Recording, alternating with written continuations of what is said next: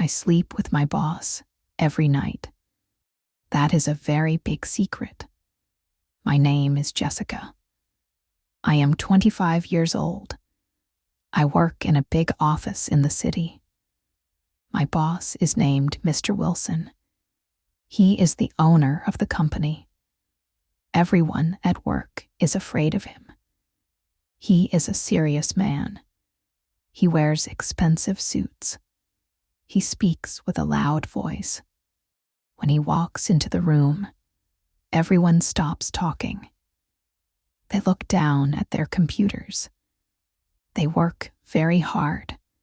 They do not want to make a mistake. But I know a different Mr. Wilson. Every evening at 5 o'clock, the workday ends. My coworkers pack their bags. They talk about their plans. I am going to the cinema, one says. I am going to have dinner with my boyfriend, another says. They look at me. Where are you going, Jessica? They ask. I always smile. I say the same thing. I am just going home. I am tired. They think I have a normal life. They think I go to a small apartment. They think I watch TV and sleep alone. But they are wrong. I wait until everyone leaves. I wait in the lobby. I look at my phone. Then a black car pulls up. It is Mr. Wilson's car. I open the door. I get inside. Mr. Wilson is driving. He looks at me. He smiles. It is a kind smile. He is not the scary boss now. Hello, Jessica, he says. Did you have a good day? Yes, Mr. Wilson, I say. It was a good day. We drive out of the city. We drive to a big house in the quiet part of town. We go inside. We cook dinner. We eat together. And then, at night, I sleep in his house. I know what you are thinking. You think I am his girlfriend. You think we are in love. No, that is not true. I am not his girlfriend. He is 55 years old. He is old enough to be my father. So why do I sleep with my boss every night? Why do I live in his house? This is my story. It is a story about secrets. It is a story about being poor. And it is a story about kindness. To understand my life now, you must understand my past. 2 years ago, I came to this city. I am from a very small village. My village is far away. In my village, there are no big offices. There are no tall buildings. Everyone is a farmer. My father is a farmer. My mother is a housewife. We were happy, but we were very poor. I wanted to help my family. I wanted to send them money.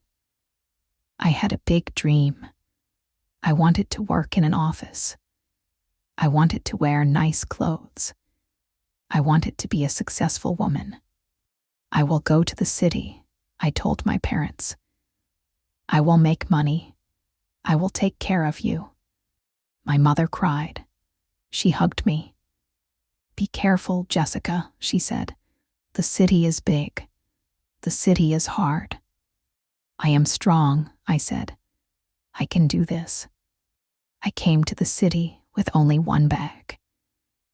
I had very little money. I found a job at Mr. Wilson's company. I was an assistant. It was a low position. The salary was not high, but I was happy. I had a job. I found a small apartment. It was not nice. It was dark. The walls were thin. I could hear my neighbors, but it was my home. I bought a small bed. I bought a small table. I felt like an adult. Every month, I got my salary. I kept a little money for food. I kept a little money for rent. And I sent the rest of the money to my parents. I wrote them letters. I am doing well, I wrote. The city is beautiful. My boss is nice. That was a lie. The city was lonely. And my boss, Mr. Wilson, was scary. He never looked at me. He only gave me papers. Copy this, he said. File this, he said. He did not know my name. To him, I was just a worker. But I did not mind. I had a purpose. Then everything changed. One day, my phone rang. It was my sister. She was crying. Jessica, she said, it is Dad. He is very sick. My heart stopped. What is wrong? I asked. His heart, she said. He needs an operation. It is very expensive. We do not have the money. I felt cold. I loved my father. I could not let him die. How much money? I asked. She told me the number. It was a very big number. It was thousands of dollars. I looked at my bank account. I had nothing. I only had enough for my rent and food. I will help, I said. I will find the money. I went to the bank. I asked for a loan. They said no. I was too young. I did not make enough money. I did not know what to do. I sat in my small room. I looked at the walls. I had to choose. I could pay my rent, or I could save my father. It was not a hard choice. I loved my family. I took all my money, all of it. I sent it to my sister. Pay for the doctor, I said. Save Dad.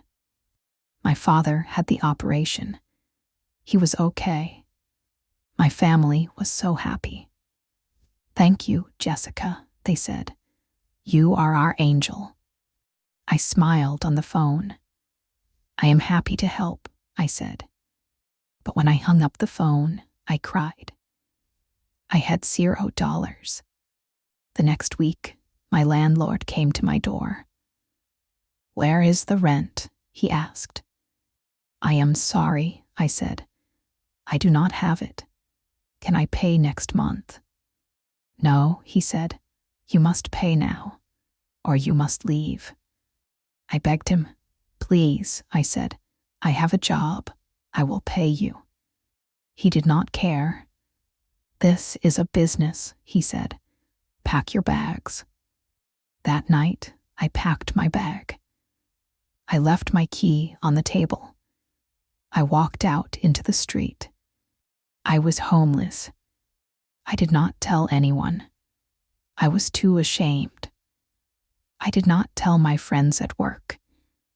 They had nice lives. They would not understand. I did not tell my parents. I did not want them to worry. I had a car. It was an old car. It was very small, but it had a roof. So I started to live in my car. I parked my car on a quiet street. I slept in the back seat. It was uncomfortable. My legs hurt. My back hurt. The mornings were the hardest part. I had to go to work. I had to look professional. I woke up at 5 in the morning. I drove to a gas station. I washed my face in the bathroom. I brushed my teeth. I put on my makeup. I put on my office clothes. I smiled in the mirror. You can do this, Jessica, I whispered. Nobody knows. Then I drove to the office. I walked in. I said good morning to everyone. I made coffee for Mr. Wilson. I typed papers. I answered phones. I was very hungry. I did not have money for lunch. When my coworkers went to the restaurant, I stayed in the office. "Aren't you hungry, Jessica?" they asked. "No," I said. "I had a big breakfast." That was a lie. I had no breakfast. I drank water. Water was free. This continued for 2 months. It was winter. The weather got cold. At night, my car was like a freezer. I had 2 blankets, but I was still shivering. I could see my breath in the air. I was tired all the time. My eyes were red. I lost weight. My clothes became big on me. One day, I made a mistake. I was very tired. I was sitting at my desk. Mr. Wilson asked for a file. I stood up to get it, but my head felt dizzy. The room spun around. My legs felt weak. I fell down, boom. I hit the floor. Everything went black. When I opened my eyes, I was on a sofa. It was the sofa in Mr. Wilson's office. Mr. Wilson was standing there. He looked worried. He was holding a glass of water. "Jessica," he said, "are you okay?" I tried to sit up. "I am sorry," I said. "I am so sorry, Mr. Wilson. I will get back to work." "No," he said. His voice was soft. "You fainted.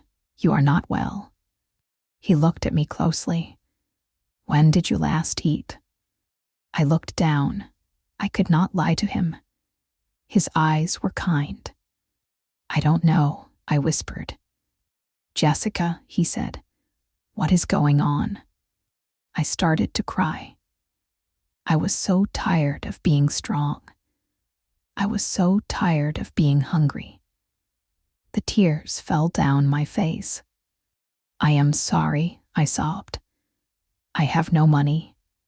I sent it to my father. He was sick." Mr. Wilson sat down next to me. He did not shout. He listened.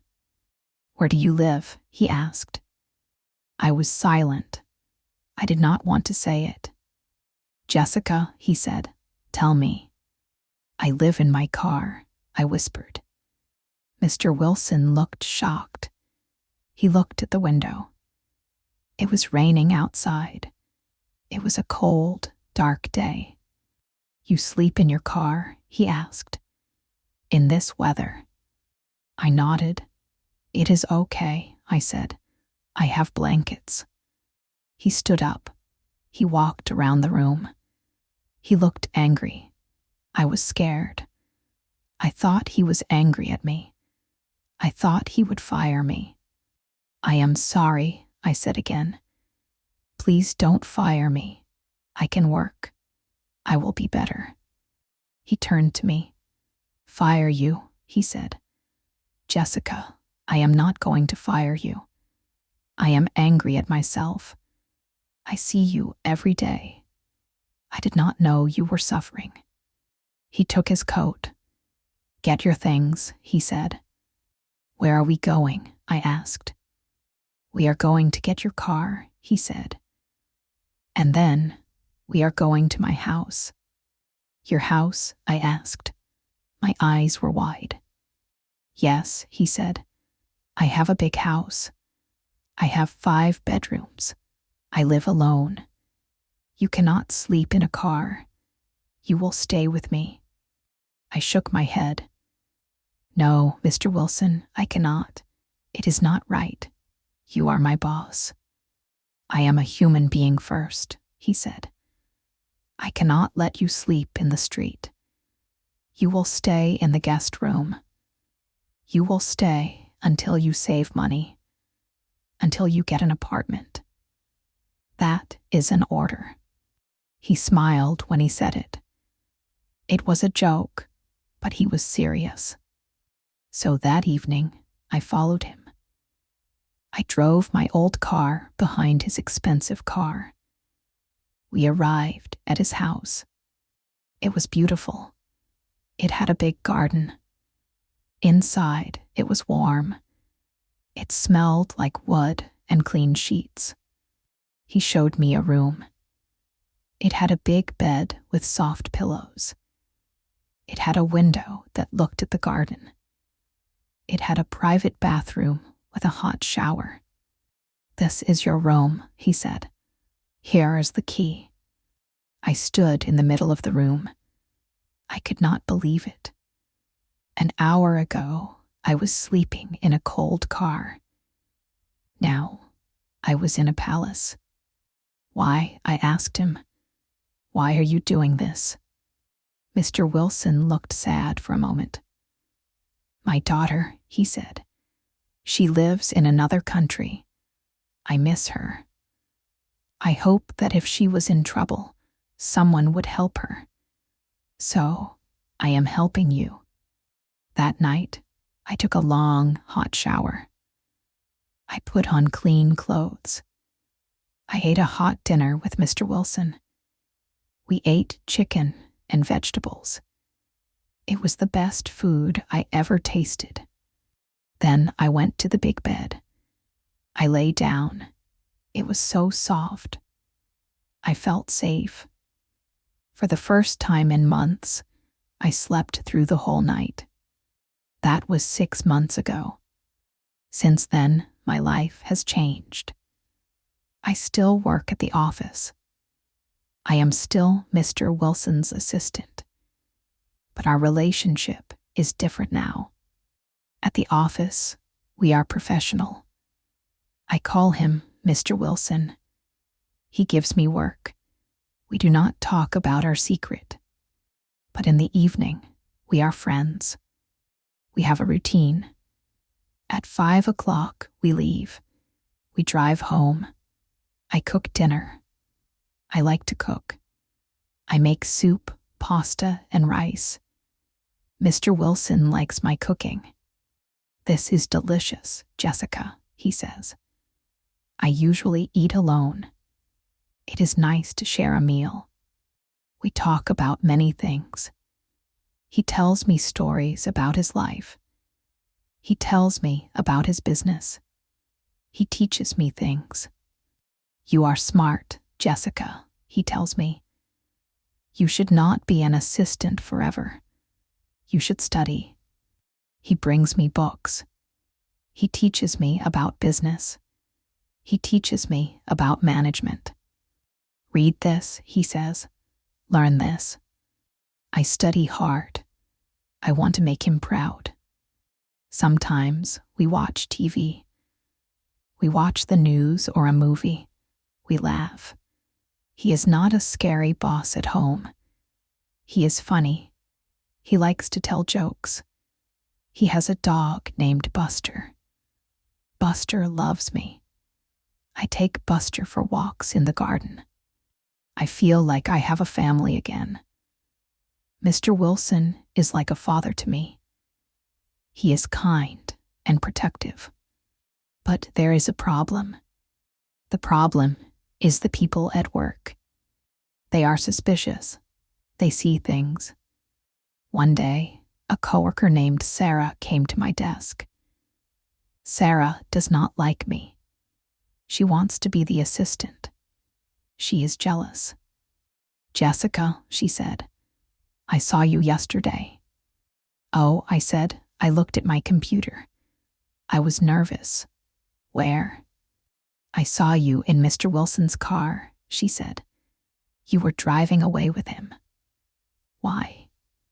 My heart beat fast. I had to think of a lie.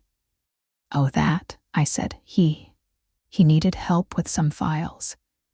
We went to a meeting." Sarah narrowed her eyes.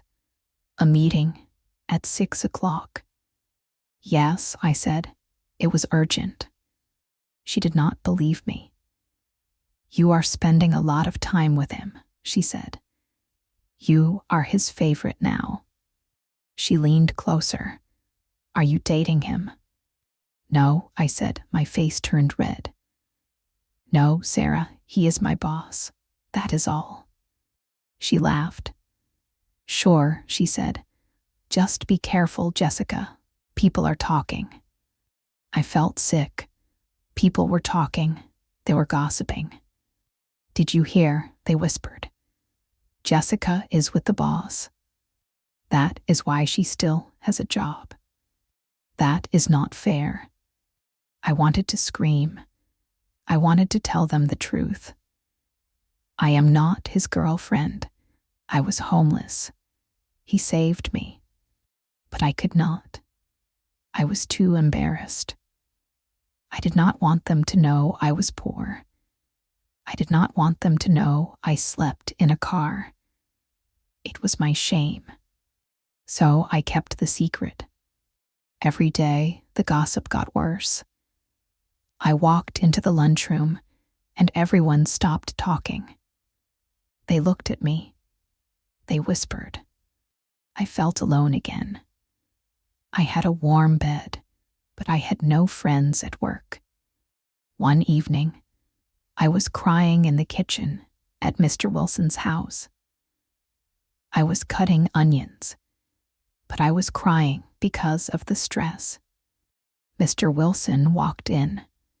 He saw my face. Jessica, he asked, what is wrong? I wiped my eyes. Nothing, I said.